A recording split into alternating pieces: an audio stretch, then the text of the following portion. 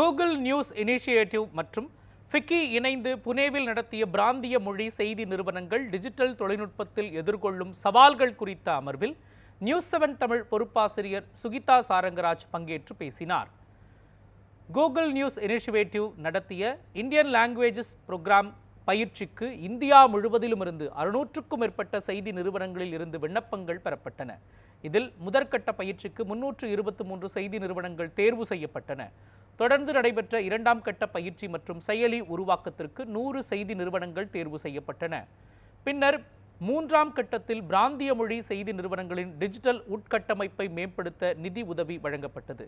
இந்த 3 கட்ட பயிற்சிகளுக்கும் நியூஸ்7 தமிழ் தொலைக்காட்சி தேர்வு செய்யப்பட்டது. இந்நிலையில் கூகுள் நியூஸ் இனிஷியேட்டிவ் மற்றும் ஃபிக்கி இணைந்து புனேவில் நடத்திய பிராந்திய மொழி செய்தி நிறுவனங்கள் டிஜிட்டலில் எதிர்கொள்ளும் சவால்கள் குறித்த அமர்வில் பங்கேற்ற நியூஸ்7 தமிழ் பொறுப்பாசிரியர் சுகிதா சாரங்கராஜ் பயிற்சியில் கிடைத்த அனுபவங்களை பகிர்ந்து கொண்டார்.